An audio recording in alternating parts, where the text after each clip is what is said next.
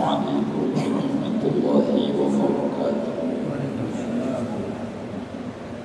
بسم الله الرحمن الرحيم. الحمد لله رب العالمين، والصلاة والسلام على سيدنا محمد وعلى آله وصحبه أجمعين. أما بعد، فقد قال الإمام المؤلف رحمه الله تعالى: ونفعنا به وببركة علومه وغفر له ولمشايخه ولمشايخه آمين. Kitab At-Taharati, adapun ini yaitu kitab menerangkan hadis-hadis yang berkenaan bersuci. Babul Miyahi, ini adalah bab menerangkan hadis-hadis yang membahas tentang hukum air. An Abi Hurairah radhiyallahu anhu qala, diriwayatkan dari Abu Hurairah radhiyallahu anhu, ia berkata, qala Rasulullah sallallahu alaihi wasallam fil bahri huwa at-tahuru ma'uhu al-hillu maitatuh. Telah bersabda Rasulullah sallallahu alaihi wasallam tentang laut, huwa at-tahuru ma'uhu, dia laut itu adalah suci mensucikan airnya, al-hillu maitatuhu, lagi halal bangkainya. Akhrajahul arba'atu, telah mengeluarkan yakni meriwayatkan ini hadis oleh imam yang empat, yakni Imam Abu Dawud, Tirmidzi, Nasa'i dan Ibnu Majah. Wa Ibnu Abi Syaibah, dan meriwayatkan ini hadis oleh Imam Ibnu Abi Syaibah. Wal lafdhu lahu, dan ada redaksinya yaitu bagi Imam Ibnu Abi Syaibah. Wa sahhahahu Ibnu Huzaimah wa Tirmidzi, dan menghukumi sahih ini hadis oleh Imam Ibnu Huzaimah dan Imam Tirmidzi. Shadaqa Rasulullah sallallahu alaihi wa alihi wasallam. Saudara-saudara sekalian yang mulia, mulai pertemuan ini kita akan membahas materi hadis kita yang kurang lebih ada 1.500-an hadis. Kalau satu kajian satu hadis, berarti kita ngaji 1.500 pertemuan, kurang lebih begitu. Mudah-mudahan kalau satu pertemuan satu hadis, setengah hadis, berarti 3.000 kali pertemuan. Nanti kita lihat saja, begitu ya. Kitab At-Taharah, saudara sekalian, para ulama hadis yang membahas tentang hukum-hukum Islam sudah menjadi kebiasaan mereka mengawali pembahasan hadisnya dengan membahas tentang bersuci, taharah. Sebab bersuci itu, saudara, menjadi satu syarat dalam keabsahan salat, yang mana salat itu merupakan tiang pancang agama. Karena itu ulama hadis menyebutkan tentang taharah terlebih dahulu. Taharah, saudara, bahasa Arab yang dalam bahasa kita artinya bersuci. Di sini disebut kitabut taharah, kitab. Kalau arti kitab itu adalah satu nama bagi sekumpulan ilmu yang ditentukan, yang cakupan di bawahnya ada bab, ada fasal. Itulah yang disebut dengan kitab. Nanti ada bab, kalau bab berarti satu nama dalam sekumpulan ilmu yang menunjukkan kepada makna yang tertentu yang cakupannya ada pasal-pasal pada umumnya. Yang tidak umum kitab-kitab bab ada tapi pasal tidak ada. Begitu.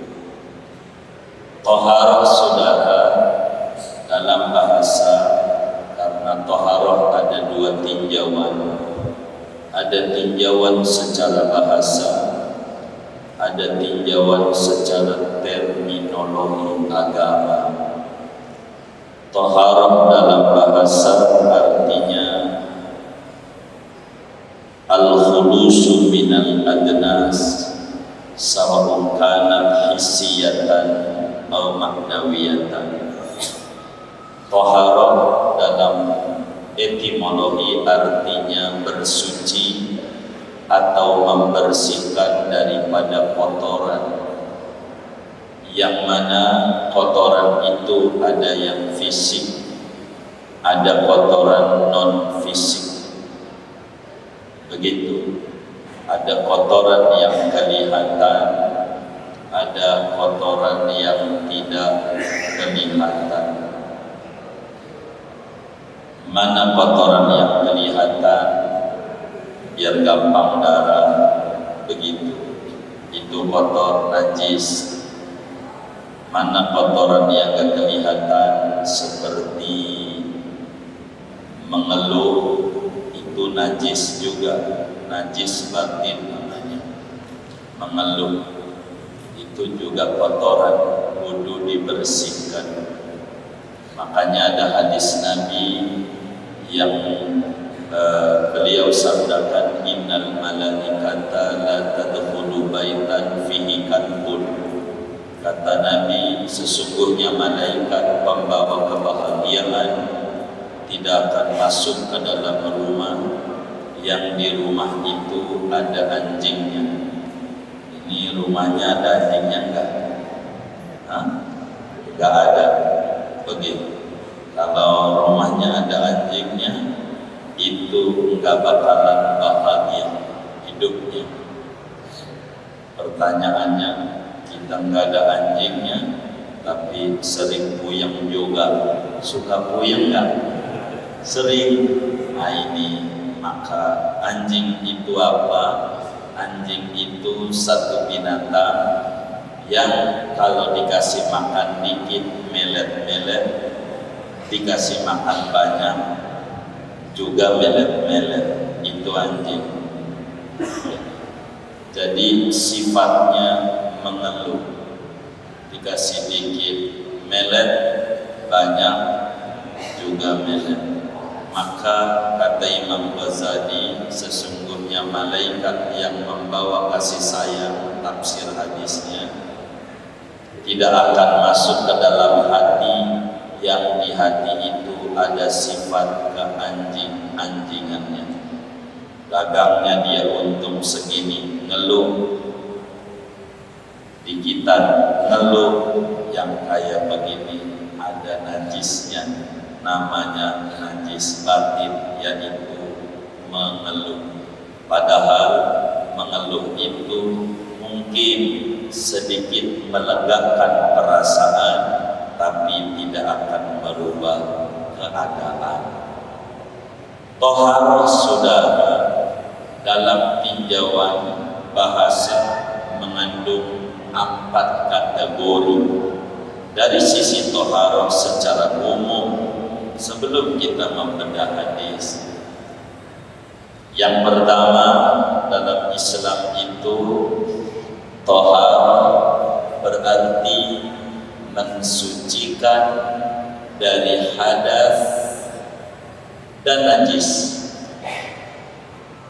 Taharah artinya mensucikan dari hadas dan najis, baik hadas kecil semacam berwudu itu disebut taharah, maupun hadas besar termasuk mandi habis bersetubuh, mandi menstruasi, itu juga disebut taharah atau bersuci dalam Islam. Begitu juga mensucikan dari najis. Najis tentu najis zahir, nanti akan dibedah di depan apa-apa unsur najis. Begitu. Ini akan dibedah, namanya bersuci juga. Jadi bersuci dari hadas dan daripada najis zahir. Begitu saudara. Yang kedua, bersuci mensucikan anggota tubuh yang 7 daripada najis yang dalam bahasa ulama disebut maksiat. Maksiat itu najis. Innamal musyrikuna najasun. Najis. Mensucikan anggota yang 7. Mana anggota yang 7? Ada telinga, ada mata, ada mulut, lidah, tangan, kaki, kemaluan, dan perut. Ini namanya 7 anggota. Ini dibersihkan daripada kotoran yang disebut maksiat. Ini disebut dalam bahasa ulama taharah juga namanya, bersuci juga. Begitu. Jangan sampai perut kita diisi dengan barang yang kotor, yang haram. Ini tohar. Kucing saja pintar. Kucing dia tidak punya akal, tidak kuliah di mercubuana, dan juga itu kucing tidak punya ijazah, tapi mengerti. Mohon maaf, tai orang nggak dimakan. Kenapa? Dia faham ini kotor, barang kotor nggak boleh dimakan. Itu kucing yang nggak ada akalnya. Apatah lagi kita manusia yang ada akalnya, kudu pandai, jangan ambil barang yang kotor. Ini kudu toharah yang kayak begini, namanya bersuci juga. Namanya mensucikan anggota yang 7 daripada kotoran yang disebut maksiat. Yang ketiga adalah toharah mensucikan hati atau qalbu, bahasa Arabnya qalbu, daripada kotoran-kotoran batin atau disebut najis batin, najis maknawi, daripada sombong, ujub, bangga diri, riya, pamer, dan seterusnya. Ini juga disebut dengan istilah toharah, bersuci. Yang keempat adalah mensucikan sir. Apa itu sir? Lubuk hati yang paling dalam daripada selain Allah. Lubuk hati yang paling dalam isinya harus Allah, biar mendapatkan ketentraman. Ala bidzikrillah tatma'innul qulub wa la dzikrullahi akbar. Ketahuilah, dengan mengingat Allah hati jadi tentram, dan mengingat Allah itu paling besar dari selain apapun juga. Maka sir harus disucikan dari apa-apa yang melintas selain Allah. Ini juga disebut toharah dalam bahasa Arab. Namun saudara, nomor 2, nomor 3, nomor 4 ini tinjauannya adalah ulama-ulama tasawuf, ulama yang bergerak dalam dunia akhlak.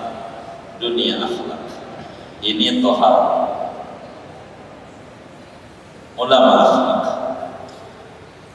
ulama tasawuf yang membedah nomor 2, nomor 3, nomor 4. Ulama fikih hanya membahas pada poin nomor 1, yaitu bersuci dari hadas dan dari najis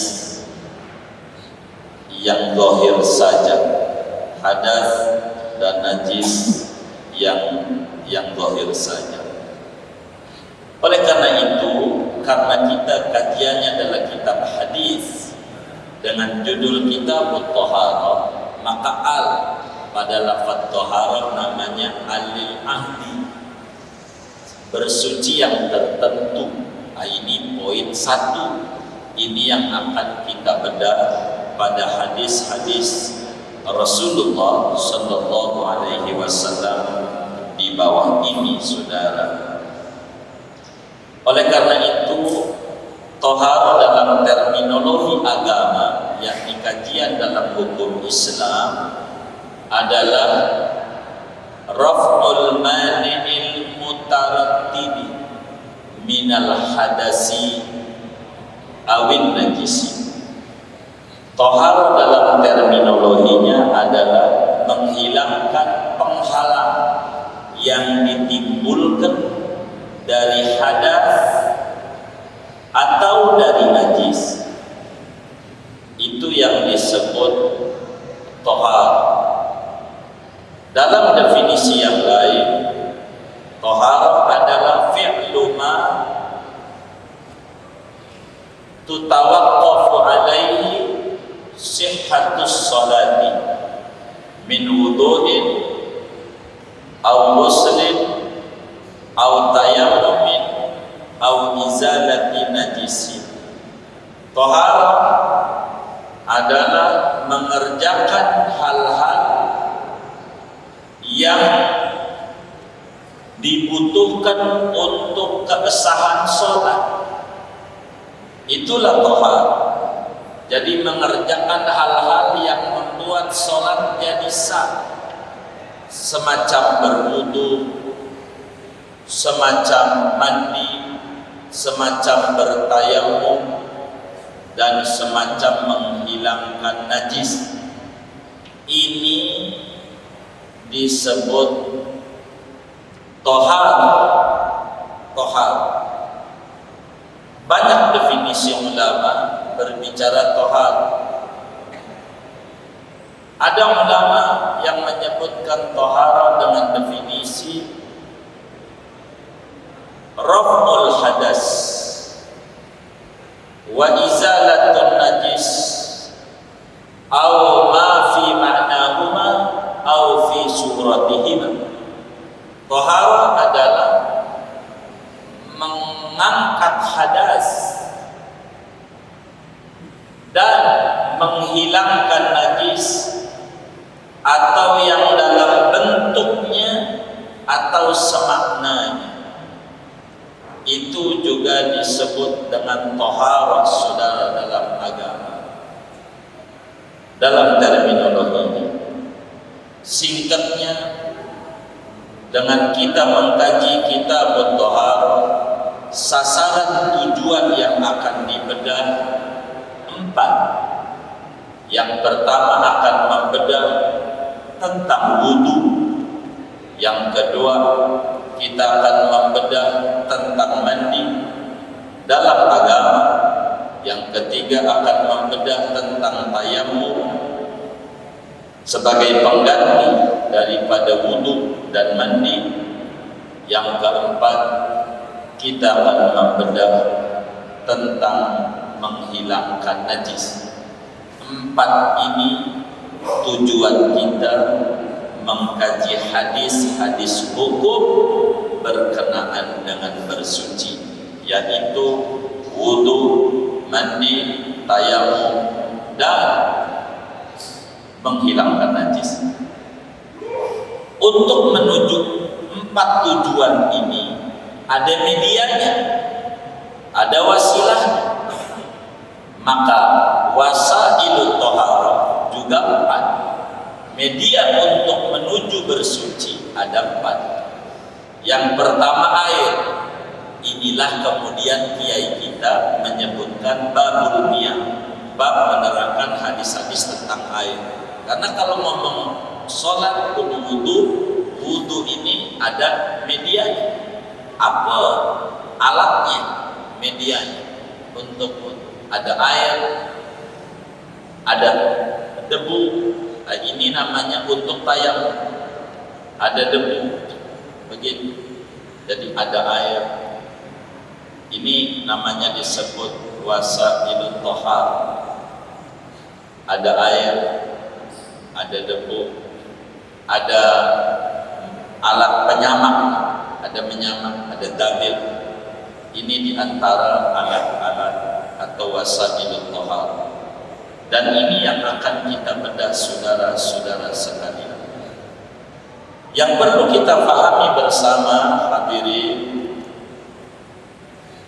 istrinya Rasulullah sallallahu alaihi wa alihi wasallam, Sayyidatuna Aisyah ummul mukminin, putrinya Abu Bakar Siddiq radhiyallahu taala an, beliau menyatakan dalam satu kalamnya, kata beliau, ajib liman yatatahharu fi kulli yawmin wa lailatin khamsa marratin wa la yatatahharu fi qalbihi. Aku heran kepada orang muslim yang bersuci minimal dalam sehari semalam 5 kali berwudu, namun tidak berupaya untuk membersihkan qalbunya. Artinya, kenapa Islam itu membedah tentang toharah? Saudara, tidak boleh kita melupakan seorang muslim tergambar dalam pikirannya ketika kita mau sholat, kemudian Allah wajibkan kita ketika mau sholat bersuci, yakni berwudulah kita dengan air 5 kali sehari semalam untuk kita beribadah kepada Allah. Lalu apakah hanya sebatas ini kita disuruh bersuci? Sebatas 5 kali kita berwudu? Hanya itu tujuan Allah dan Rasulnya mengajarkan kita bersuci? Begitu. Tidak boleh terbayang dalam benak kita Allah wajibin kita hanya 5 kali bersuci. Bukankah seorang muslim itu mengenal ibadah itu bukan sholat doang, zakat juga ibadah, puasa juga ibadah, baca Quran juga ibadah, baca sholawat kepada Rasulullah sallallahu alaihi wasallam ibadah, beristighfar juga ibadah. Kenapa ini tidak diwajibkan bersuci? Artinya ketika orang berzakat, ngeluarin zakat, enggak, apakah kudu punya wudu? Begitu. Ketika puasa, apa kudu punya wudu? Ketika berdoa, apakah diperintahkan untuk berwudu? Baca sholawat, baca istighfar, dan seterusnya. Kenapa dibatasi pada sholat saja? Bukankah tujuan agama ini adalah bersuci? Buniyah hadzal din 'ala nadhafah. Islam itu dibangun di atas kesucian. Sering kita mendengar an-nadhafatu minal iman. Kebersihan itu bagian daripada keimanan. Kenapa ini hanya pada sholat? Sebetulnya saudara, jawabannya wallahu a'lam bihaqiqati. Dalam sholat ini dikerjakan secara berjamaah di masjid dan kita berinteraksi dengan orang lain, sehingga tidak boleh seorang muslim tampil dalam keadaan kotor, kudu tampil dalam keadaan yang sangat cakep. Maka toharah saudara, bersuci Ini bukan sebatas dohir doang, maka 4 itu yang kemudian kita bedah. Meski di dalam kajian hadis hukum kita akan membedah cuma 4 saja, yakni nomor 1 dari 4 itu sudah. Islam ini mengajarkan bersuci, maka di dalamnya di sana betapa Rasulullah SAW bilang siapa yang makan bawang mentah gak usah ke masjid, sholatnya di rumah aja. Yang makan jengkol kata Nabi di rumah aja sholatnya, gak usah ke masjid. Dalam rangka apa? Dalam rangka tohar. Jengkol itu bahasa Arab, serapan dari bahasa Arab. Begitu orang Arab dikasih makanan ini, mahadat to'am, makanan apa ini? Ditanya, bingung jawabnya, apa ini makan? Dia komentar nih orang Arab, Zen-pun, makanan nikmat. Zen tu nikmat, pul tu makan, makanan nikmat. Zen-pun, kata kita, iya, jengkol, itu begitu. Menganggap begitu tuh sejarahnya menganggap. Zen pun berubah jadi jengkol, dia udah begitu. Sampai berubah kancing lepis. Apa aja. Itu begitu. Nggak ada di sono masalahnya makanan ini. Adanya di kita punya negeri. Zen pun satu makanan yang berkhasiat mengkikis penyakit kanker. Orang yang makan jengkol jantungnya bakal sehat, tidak bakal kena penyakit kanker. Jengkol itu nih begitu, itu begitu. Ini dari bahasa Arab. Nabi menyuruh kita bersiwak, bergosok gigi. Nabi menyuruh kita dengan pakaian yang bersih. Ini karena Islam berdiri di atas kesucian. Jadi berbicara bersuci bukan sebatas suci fisik, suci aspek lahiriah. Di dalam lagu Indonesia Raya aja, coba perhatiin, bangunlah jiwa, bangunlah badan. Jadi yang pertama kali kita harus bersihkan adalah jiwa. Dari jiwa ini dibersihkan dari ujub, sombong, ya bangga diri, ngeluh, macam-macam. Kudu bersih sehingga bisa duduk sifat ketawaduan, duduk sifat qanaah. Tapi tidak cukup ini aja, karena ini batin, tidak kelihatan. Kudu terus mensucikan, melahirkan anggota tubuh kita yang 7. Tidak boleh kita memakan barang yang haram. Tidak boleh kaki kita melangkah ke tempat-tempat yang tidak boleh dalam rangka kesucian. Begitu. Tidak boleh tangan kita ngambil barang yang bukan haknya dalam rangka taharah, dalam rangka kesucian itu sendiri. Sampailah pada akhirnya di Islam diajarkan bagaimana cara kita menghadap kepada Allah. Padahal menghadap kepada Allah bukan dalam sholat saja. Allah memandang kita dalam 24 jam. Maka bukan saja kita kudu suci ketika sholat saja, kudu suci ketika ke masjid saja, tapi kita kudu suci dalam berbagai aspek kehidupan kita. Dan inilah kenapa ulama-ulama Islam menuliskan kajian Kitabut Thaharah sebagai pembuka. Bila ulama yang berjurus kepada ilmu fikih pada berbicara tentang wudu, air dan seterusnya, maka ulama sufi akan menerangkan tentang taubat sebagai terminal pertama di dalam pembedahan kesucian batin. Kudu bersih hati dari tujuan.